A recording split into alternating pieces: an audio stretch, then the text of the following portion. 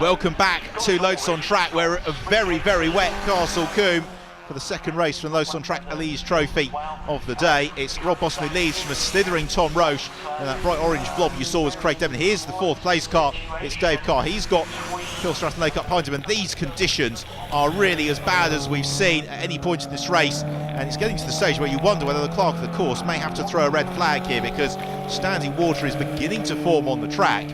And where you've got the likes of Tom Roche just aquaplaning and sliding into corners, it's generally when you start to think maybe that enough is enough. But if you look over towards Bristol, there are some slightly brighter skies appearing, so maybe we'll just have to see this shower out as sliding the car again. Tom Roche at the S's, he's on the limit, and he really is finding there is not an awful lot of grip around this very tricky and very rapid Castle Combe circuit.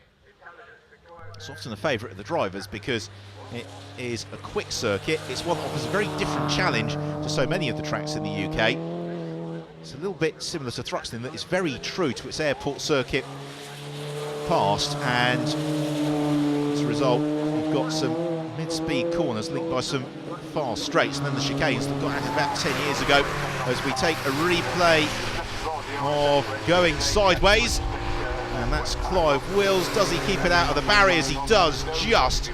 And that exactly illustrates my point, that you've got these puddles beginning to form and the drivers really having to feel their way lap on lap as the rain deluges down at Quarry Corner. Rob Boston, though, he's just sprinting the distance. Tom Roche maybe not enjoying the conditions quite as much. He's got Craig Denman, who is not quite conjoined to his tail, but he's very near. So there is the race leader, Rob Boston.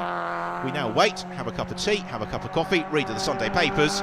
Into the chicane comes the second place car of Tom Roche. He really isn't enjoying the S's at all. And then Craig Devlin in third, and then the battles begin to come together a little bit, because Dave Carr and Martin Wills are not too far adrift of this scrap for second, and Tom Roche, he's got to be cautious, but he can't be too cautious here, because he could find himself embroiled in a four-car tussle, and that will be very, very difficult for him to just maintain a level head, maintain his composure. But he breaks deep into Tower Corner. Craig Denman maybe on the brakes a little bit earlier, so he concedes a couple of car lengths in the braking zone for Tower. We have the very, very short sprint into Bobby's. Moving to the inside line there, Craig Denman, as much as anything else just to get out of the spray, is kicking up through the puddles is Tom Roche. These conditions really as difficult as you can find for a driver, and now they're going to get even harder because the rain seems to have stopped as Mateusz Radstock has had a moment, but he finds first gear.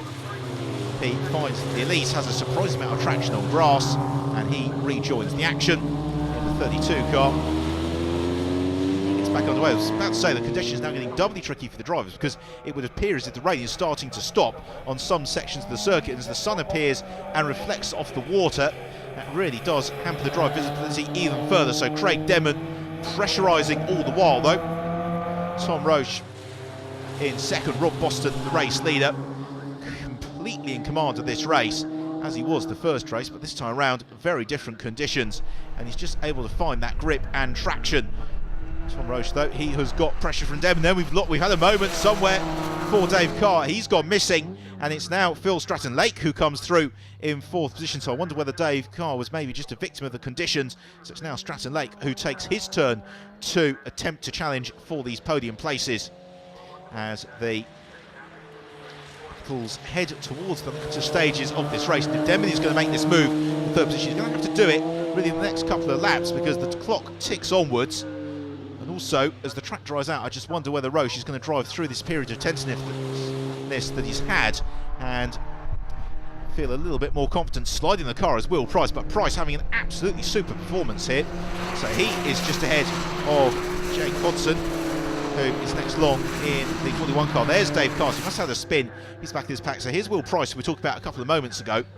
And Price, he was a little bit further down the field in the dry weather early on, but in this wet weather he's really found the conditions to his liking, unlike Ken Savage, who has struggled to make progress up through the field following the reverse grid. So he's still running towards the second half of the top 10 at the moment.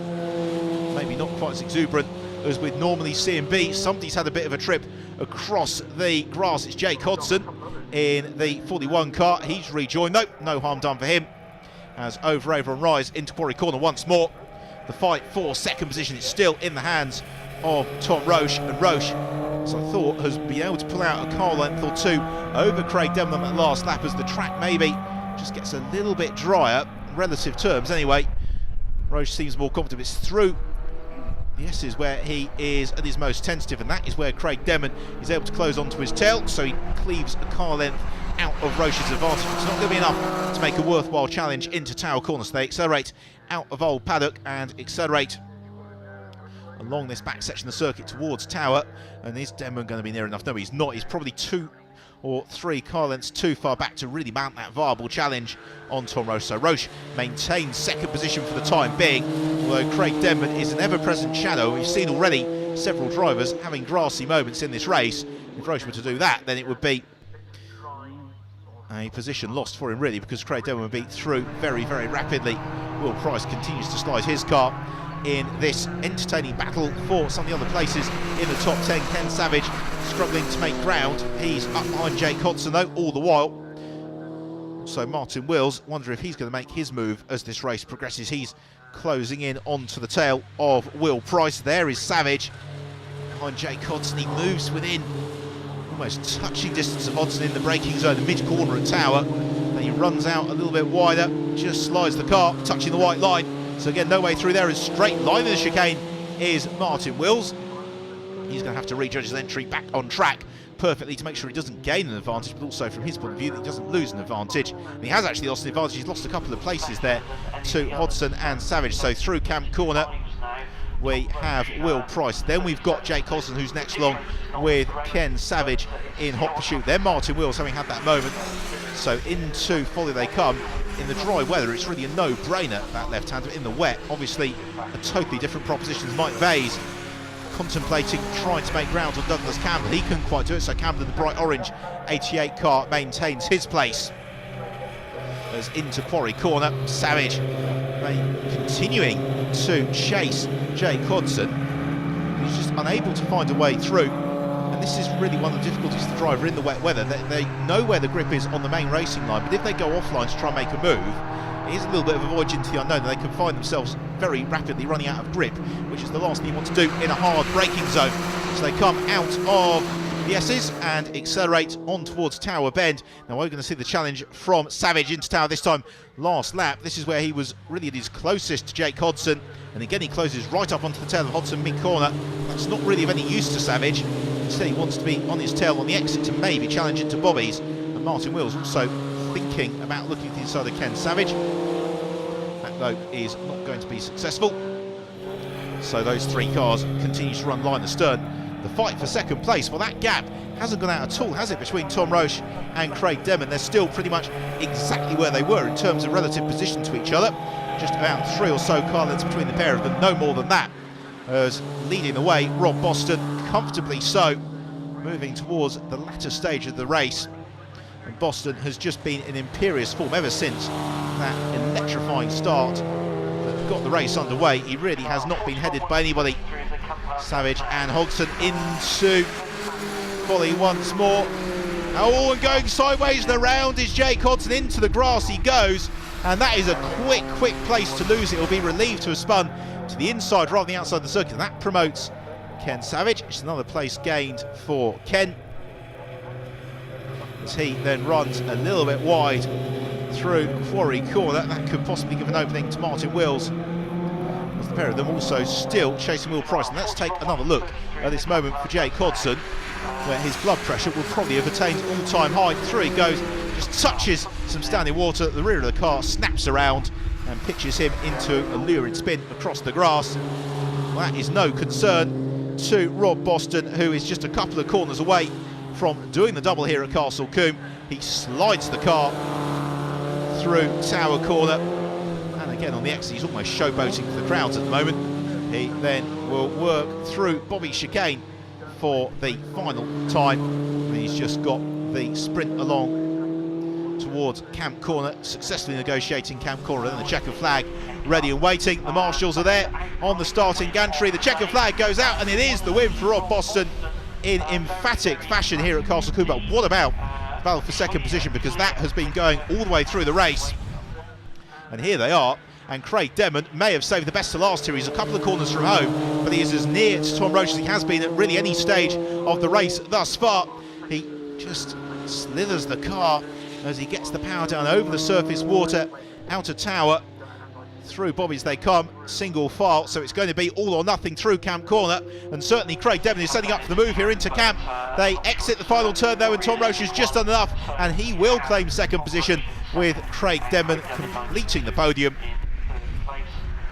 And that was an excellent drive from Devon and Roche to battle like that in these conditions. So the final results: the win for Rob Boston, second place Tom Roche, third was Craig Devon, fourth Martin Wills, fifth place Phil Stratton-Lake. Will Price completes the top 6, and Dave Carr rounds out the top 10. Hi Rob, congratulations, 2 wins for you today. I've got your trophies there for you. Thank you. Cheers, thank you. How did you find that second race with this lovely weather? Yeah, it was great, wasn't it? I seem to remember this morning saying that it'd be nice if it didn't rain, but yeah, we had a nice dry first race, and second race absolutely tipped it down. But yeah, it was very fun. These cars are excellent to drive, wet or dry. Yeah, so it was a really good race for me. Hi Tom, congratulations. So second place in both races. How did you find the second race? Scary. It was really good fun, but like going down the straight, it felt like you were going to crash, and it was just be as smooth as you could and try not make any mistakes. Nowhere near as quick as Rob. Rob just disappeared in the distance, and I think Craig was a bit faster than me behind, so I just had to try and stay on the right line the whole time and hope that he couldn't pass me offline. But no, it was really good fun. Hi Craig, congratulations. So third place in both races today. How are you feeling? Pretty good. I would like to have been closer to the 2X MX5 boys, but wasn't going to happen today. They're just in a different league. But did my best, and hopefully I did my best for the old guard. But good fun, yeah, especially the second race, really good fun. That's all we've got time for today. Join us next time here at Oulton Park for more Lotus racing action.